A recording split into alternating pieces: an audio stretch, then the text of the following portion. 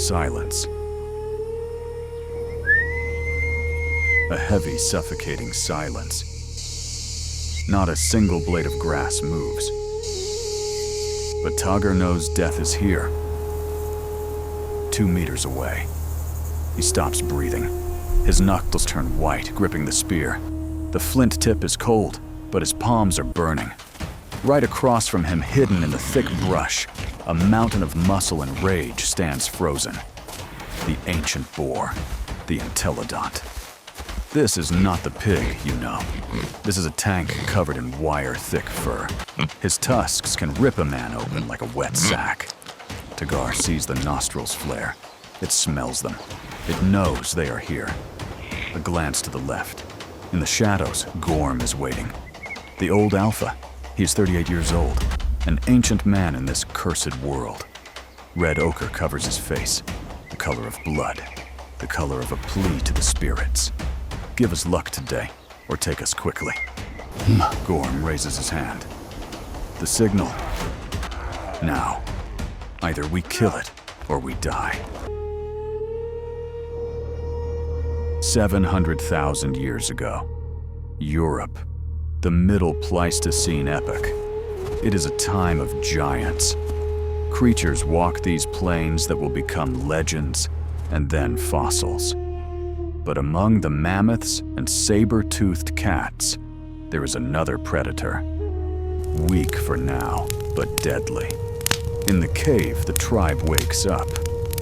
Look at them closely. They are not quite human yet, but they are not apes. Science will call them Heidelberg man. Ancestors of Neanderthals and our own forefathers. Meat supplies ran out 2 days ago. Hunger drives them out. Toggar steps into the light. He's 23 years old, and by Stone Age standards, he is already a mature warrior. His anatomy is built for survival. Massive frame, heavy brow ridges protecting his eyes. He has almost no chin, but his jaw can crush raw meat and roots. Many consider them primitive. That is a mistake. Toggar's brain is almost as large as a modern human's. He knows how to plan. He knows the habits of beasts. A sharp scream tears the silence. The bushes explode with movement. 5 men jump from cover like a single organism. In their hands, the peak of technology of that time. Heavy throwing spears balanced for the kill. Flint tips sharp as scalpels. The boar roars, a sound that freezes blood in the veins.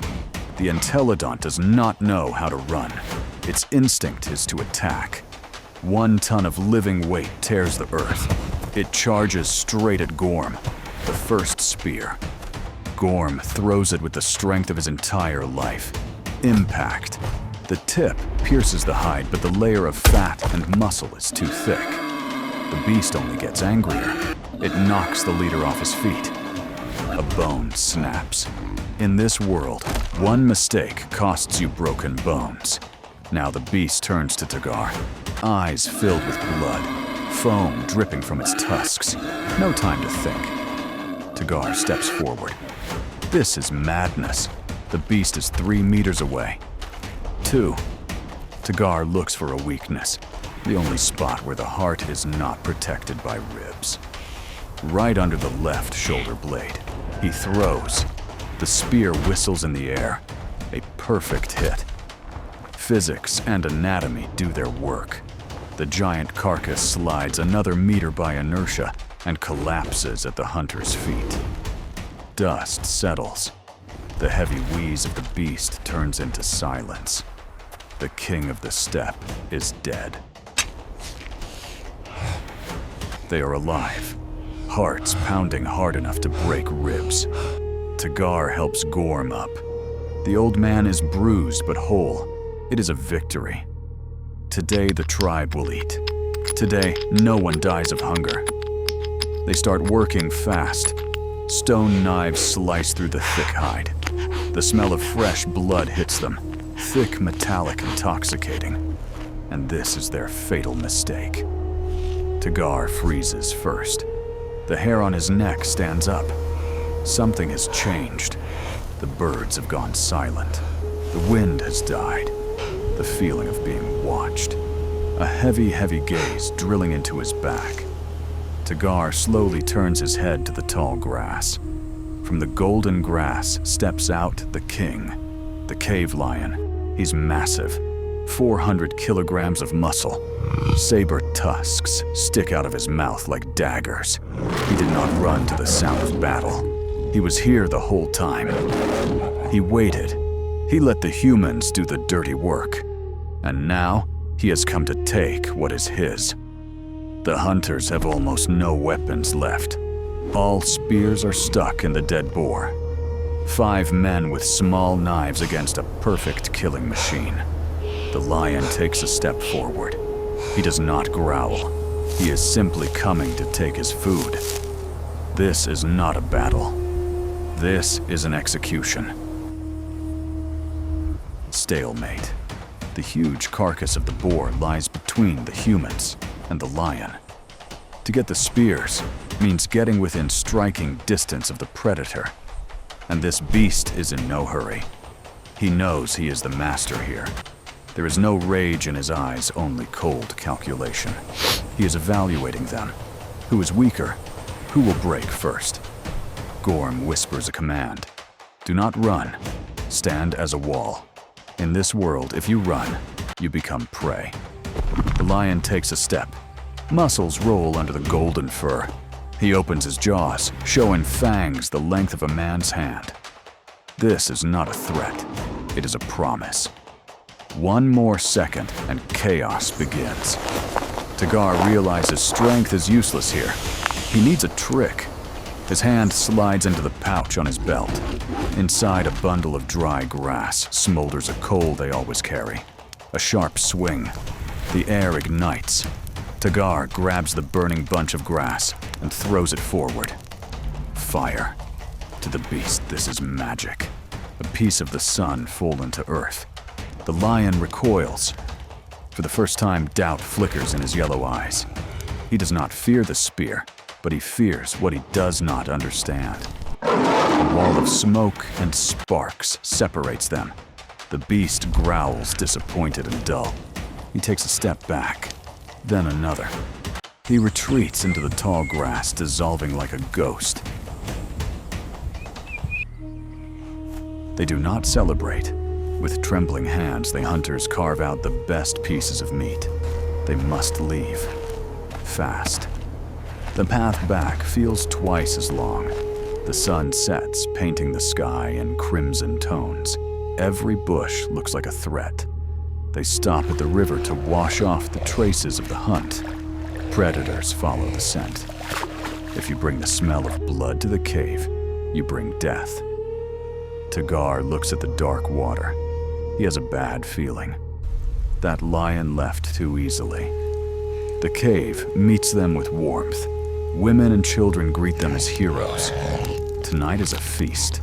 Meat roasts on the fire, fat, dripping onto the coals, filling the air with the aroma of life. For the first time in days, bellies are full. People laugh. Old Gorm tells the young ones how the beast trembled before the fire. They think they won. They think the danger stayed out there in the steppe. Tagar sits away from the circle. He cannot relax. He sharpens his stone knife. His eyes are fixed on the cave entrance, where the firelight fades into the pitch black night. Deep night. The tribe sleeps. The fire has almost died down. Tagar stands guard. His eyes are heavy with fatigue. Suddenly a sound. A quiet, barely audible snap of a twig outside. The wind changes. A smell crawls into the cave. The smell of a wild beast. Tagar stares into the darkness, and the darkness stares back. 2 yellow lights, unblinking, cold. They hang in the air right at the entrance to their home. The lion did not leave. He followed them, step for step. He learned the way. The beast steps into the circle of light, revealing his massive muzzle for a second. He sees the sleeping children. He sees the defenseless humans. He lets out a low, vibrating growl. This is not an attack. This is a message. I know where you live. In a moment, he disappears into the night. Tagar stands, gripping his spear until his knuckles ache. He understands what happened. They won the battle for food, but they have started a war for survival. And this night will be very long.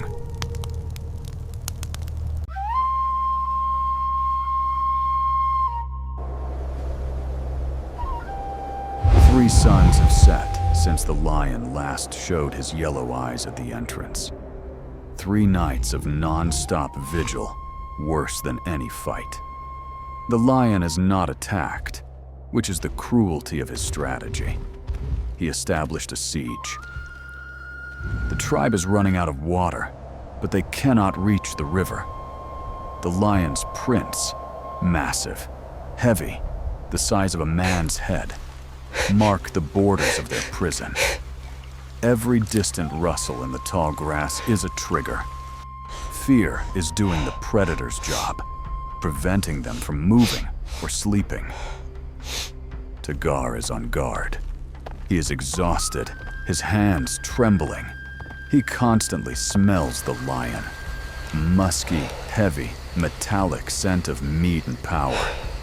But the scent is always shifting, creeping into the cave from one side, then suddenly from the other. Gorm, the elder, whispers to Tagar. His voice is raw. He's using the wind. He moves only a few steps, then waits for the scent to carry and linger. He wants us to believe he is everywhere. He's teaching us that he is a ghost, that he is watching us from all sides. The beast has weaponized their own paranoia. Nao, a young hunter, sits alone, carving a piece of wood into nothing. He's not afraid of the teeth. He's afraid of the slow, creeping madness of thirst and hopelessness. The fear is paralyzing the tribe. He secretly watches the others, knowing they must find a way out, or they will die alone, consumed by the fear inside the cave. The next morning, the heat is crushing, and the thirst is unbearable. Nao can no longer endure the silent, suffocating siege. He waits until Gorm is asleep.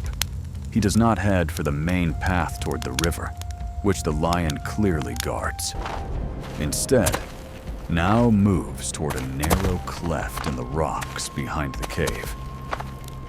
This passage is a hidden emergency exit, a route only the Alpha and few trusted warriors know, leading to a small secondary spring. Nao is not just seeking water, he is seeking an escape, an end to the fear. He believes he has outsmarted the beast. Tagar sees him move. He tries to call out, but Gorm catches his arm, his eyes wide with cold terror. Do not move! The lion is waiting there. He has been watching that spot since the first night. He knew we had another way out. The realization hits Tagar.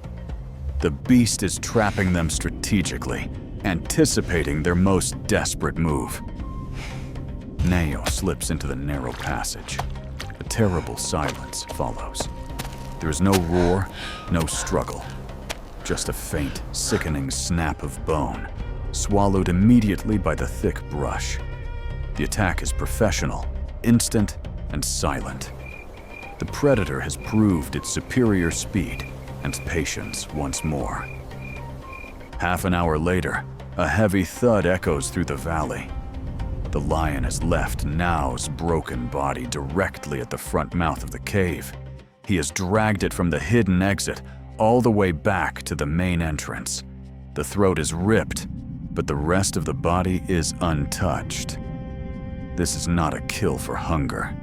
It is a calculated delivery, a grim message. I know your secrets, and I control your death. The remaining hunters, Tagar, Gorm, Varg, Krog, and Krill stand over Now's lifeless body. The heat of the day is forgotten. The air is heavy with realization. This is not a kill for hunger. It is a tactical strike. Gorm's voice is low, trembling with reluctant respect.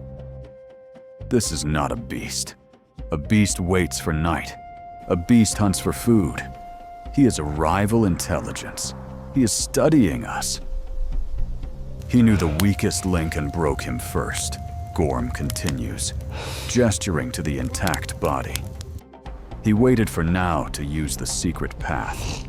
He knew the cage had another door. If we stay, the fear will break us one by one. We will die slowly, like mice trapped in a wall. Tagar steps forward. His frame is massive, but his mind is sharp. He is built for planning. His voice is firm. We have no water, no sleep, and no secrets left. We must reverse the hunt. We must attack him in his den, kill him in his sleep. The suggestion is so utterly insane, a human hunting a cave lion, it momentarily clears the terror from their eyes. Gorm looks at the desperate, exhausted faces of Varg, Krog, and Krell. He understands their hopelessness. The choice is not to fight or run, but to fight or perish. He nods slowly, accepting the madness. We attack. We are no longer the victims. We are the hunters. The decision is made. The transformation is complete. There is no ceremony for Now. He is covered quickly, his presence a reminder of their failure and the lion's deadly knowledge. The remaining 5 collect the last of the dry wood and sharp flint. They are not preparing for a battle. They are preparing for death, but a death they choose. Krog and Krell, the inseparable twins, stand side by side. Krog reaches out and squeezes Krell's shoulder, a silent farewell, a recognition that they might not see the morning light. Varg, the youngest, tests the bindings on his stone axe, his eyes fixed on the entrance, trying to burn the image of the lion's track into his memory. Gorm takes the black ash from the dying fire, the final embers of their comfort and safety, and mixes it with the animal fat. This is the oldest ritual. Black is the color of the underworld, the color of the great hunter who leaves the world behind. He smears the black paste over his own heavy brow ridges and cheeks. One by one, the hunters approach Gorm. He marks their faces, removing every trace of the fear and exhaustion that haunted them. Their faces become masks of grim, quiet resolve. They are no longer prey seeking survival. They are executioners going to reclaim their home. Tagar grabs his heaviest spear. The flint tip is cold, but his resolve is burning. He takes the first heavy step out of the cave into the deep twilight. The others follow in a tight, silent line. The final sound: only the slow, heavy, determined footsteps of 5 men, fading into the oppressive silence of the night as they go to find their enemy's den. The war for survival has officially begun. Now is still guarding the entrance, but he is no longer a hunter. He is meat. Clouds of flies buzz, a black living mask covering his face. The smell is thick, sweet, and sickening. It hits Tagar like a physical blow. This is what failure smells like. Tagar looks up. The sky is heavy. Vultures circle in tight loops. They are silent, patient. They know the humans are leaving. They know the table will soon be free. They are waiting for their turn to pick the bones clean. No looking back. Gorm signals. Move! Don't look at the body. Don't remember his name. Tagar steps over Now's twisted legs. His foot sinks into the soft earth outside. The safety of the stone walls is gone. Now, there is only the open steppe and the wind. They walk into the tall grass. It swallows them instantly. 5 men against a whole world. The silence here is different. It's not empty, it's watching. Every sway of the grass looks like a lion's mane. They are not walking. They are swimming in a sea of potential death. The earthquake. The ground shudders. Once, twice. Dust dances on the path. Tagar freezes. This is not the lion. The lion is a ghost. This is an earthquake. He puts his hand on the dirt. The vibration travels up his arm. Something colossal is coming. They emerge from the brush and stop dead. A wall of grey fur blocks the horizon. Steppe mammoths. They are not animals. They are moving mountains, 4 meters tall, tusks that could impale a whale. The sheer scale makes the hunters feel like insects. A calf strays too close. The matriarch turns. Her trunk rises, a snake made of muscle. She trumpets. The sound is deafening, vibrating in their chest cavities. If she charges, they are paced. No spear can stop this. Gorm presses Varg into the mud. Don't breathe. The giant eye of the mammoth looks right at them. Ancient, indifferent. Then she turns away. They are too small to be a threat, too small to matter. The herd moves on, leaving the humans trembling in their wake. Whoa! Clear sky, but thunder rolls. Crack! Again. Crack! It's not the sky. It's bone hitting bone. The sound echoes through the valley like a war drum. Tagar signals to lower weapons. This isn't a predator. It's worse. They burst into a clearing. 2 male giant deer are locked in combat. Their antlers span 3.5 meters, wide enough to crush a man without trying. They are fueled by testosterone and rage. The ground gets torn up by hooves. Mud flies like shrapnel. The path is blocked. The beasts are pushing each other toward the bushes where the humans hide. A stray antler smashes into a thick tree trunk, snapping it like a dry twig. Snap. If that was a ribcage, everyone would be dead. Varg wants to run. Gorm grabs his shoulder, hard. Wait. Movement triggers aggression. They have to watch the titans fight. 5 apex predators hiding like scared rabbits. Finally, the loser breaks and flees. The winner bellows, a guttural roar of dominance. The path is clear, but the message is received. You are weak. The sun is high now. Heat creates mirages. Out of the shimmering air comes a sound that freezes blood. Not a roar, a giggle. High-pitched, manic laughter. The giant hyenas. The Pachycrocuta. A pack of 6 blocks the rocky ridge. They are short-faced, heavy, built like tanks. They are ripping apart a rhino carcass. The sound is distinctive. Crunch. Their jaws are hydraulic presses, evolved to shatter elephant bones. They don't just eat meat, they eat the skeleton. The alpha female lifts her head. Her muzzle is red with blood. She sees them. She doesn't attack. She doesn't need to. She stares at Crag. Her eyes are dead, black beads. She takes a step forward, sniffing the air, assessing. Are you food, or are you trouble? Tagar raises his spear, shouting a sharp, guttural warning. The pack yips and backs away, but they don't run. They watch the humans pass, licking their lips. It's a humiliation. The humans aren't the kings of the steppe. They are just not worth the fight. Yet.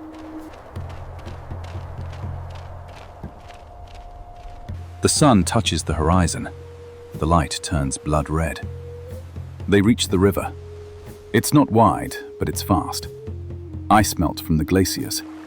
The water is black and furious, crashing over slick, mossy rocks. There is no way around. They link arms, a human chain. Targar is the anchor. Varg is next. Gorm is at the rear. The water hits them waist high, freezing. It sucks the heat from their bones instantly. One step, another. The rocks are greased with slime. Gorm is tired. His reflexes are slowed by age. His foot finds a gap between two boulders. He shifts his weight. The rock rolls. Crack! Not a loud sound, but a sickening vibration.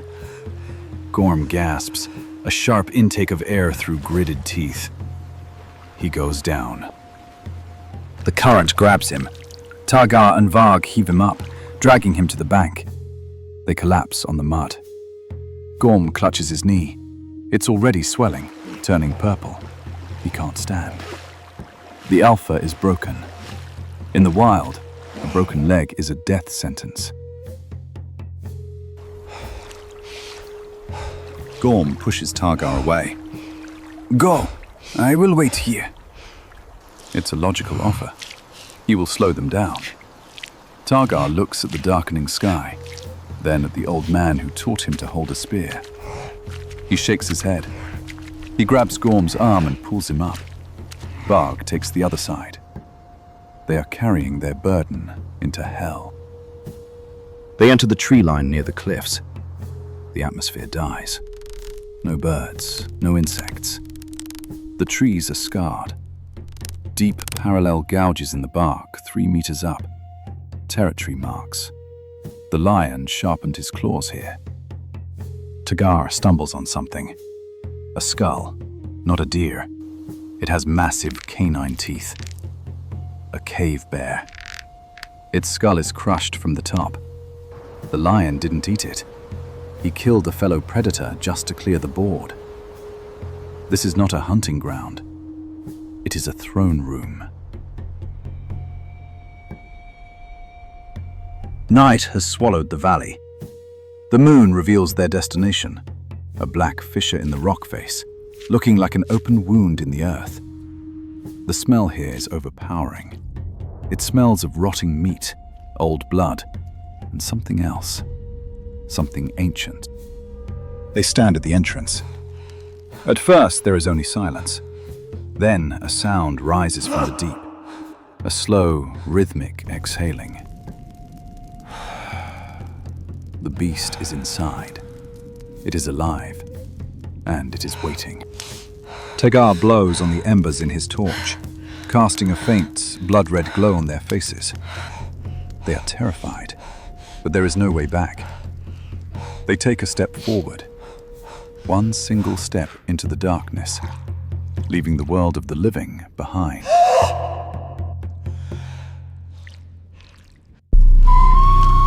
They step inside. The air instantly changes. It is hot, humid, and smells of ammonia. Under their feet, something snaps. It is not wood. It is a carpet of bones. Thousands of them. Deer, wolves, bears, and humans. This is not just a den. It is a graveyard of the epoch. The cave is not a single room. It is a winding throat of stone. Shadows dance on the walls, twisting into monsters. Targar holds the torch high. His hand trembles, but not from cold. Every corner could be death. Every shadow could have teeth. They don't hear him first. They feel him. A low, rhythmic thrumming in the floor. Snoring. The king is sleeping. The sound is so deep it rattles the flint on their spears. They are walking into the bedroom of a god to murder him in his sleep. The tunnel opens up, a massive cavern with a high ceiling. In the center, on a flat slab of rock, lies the mountain of gold fur. He looks peaceful, even beautiful. But the hunters know, inside that peace is a nuclear bomb waiting to detonate. Tagar looks at Gorm. The old man can barely stand on his broken leg. He nods. The plan is simple. Blind him with fire, pin him down, stab the heart. It worked on the boar. It must work here. Tagar creeps forward. He needs to be close. Too close. Sweat drips from Tagar's forehead. It hits the stone. Tap. The lion's ear twitches. The eyes open. Not slowly, instantly. 2 yellow searchlights cut through the dark. He doesn't roar. He explodes into motion. Tagar swings the torch. He aims for the eyes to scare the beast back. But the lion knows this trick now. He remembers the fire from the field. He doesn't recoil. He swats the torch. The wood shatters. Sparks fly like fireworks, plunging the cave into semi-darkness. Now they are in the dark with him. It is not a fight. It is a hurricane inside a box. The lion is everywhere at once. He's 400 kilograms, but he moves like water. Varg screams. A paw creates a wind that knocks him into the wall. Shadows flicker wildly as the embers on the floor provide the only light. Varg, the youngest, realizes they are losing. He does something stupid and brave. He drops his spear and jumps. He lands on the lion's back, grabbing the thick mane. He is trying to ride an earthquake. The lion rears up and slams his back against the stone wall. Varg is crushed. The sound of ribs cracking echoes louder than the growls. He slides down, gasping for air that won't come. He is out of the fight. The lion turns. He ignores the strong ones. He sees Gorm, the old man leaning on his spear, unable to run. The beast knows predation. Kill the weak first. He crouches for the spring. The lion launches, a blur of claws, but he doesn't hit Gorm. Crag, the twin, steps in. He doesn't attack, he shields. He takes the blow meant for his leader. It happens in silence. The claws tear through fur, clothes, and flesh. Crow is lifted off his feet and thrown across the cave like a rag doll. He lands. He doesn't get up. Krell screams, a sound that isn't human. It's the sound of a soul being ripped in half. Grief turns into fuel. Krell goes insane. He forgets safety. He forgets fear. He charges the beast with just a knife, stabbing blindly at the massive paws, distracting the monster for one crucial second. The lion is distracted by Krell and Tagar. He exposes his chest, just for a heartbeat. Gorm sees it. The alpha is broken, bleeding, and old, but his aim is true. Gorm doesn't throw. He uses the lion's own weight. He jams the base of his spear into a crack in the floor and angles the tip up. The lion turns to finish them off and lunges directly onto the flint point. 400 kilograms of momentum meets Stone Age engineering. The spear enters deep, piercing the ribcage, puncturing the heart. The shaft snaps, but the damage is done. The roar turns into a gurgle. She's down. The ground shakes one last time. Dust rises. Then, silence. The heavy breathing of 4 men fills the dark. It is over. The god is dead. Krell crawls to Crag. He pulls his twin into his lap. There are no words, just rocking back and forth.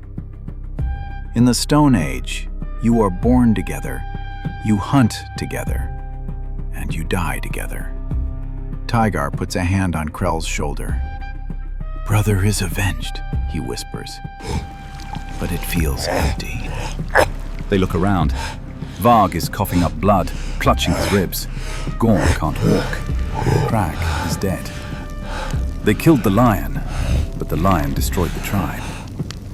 Was it worth it?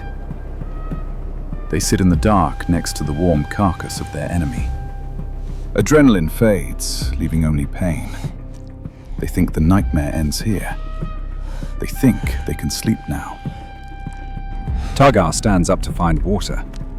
He walks deeper into the cave, past the dead king. He hears something. Not a roar. A sound so small, so innocent, it freezes his blood colder than any growl. Mew. Mew. In a small alcove hidden in the back, cubs. 2 of them, blind, tiny, rolling over each other. They are calling. But they are not calling for the father. They are calling for the mother. Tagar looks back at the massive dead lion, then back at the cubs. The size difference doesn't make sense. The male defends the territory, but the female defends the children. And she is not here, which means she is coming back. The wind howls outside. Or is it the wind? A distant roar answers the cubs' cries. It is deeper, angrier. The war isn't over. The queen is coming home. Tagar backs away from the cubs. He doesn't touch them. He knows the rules.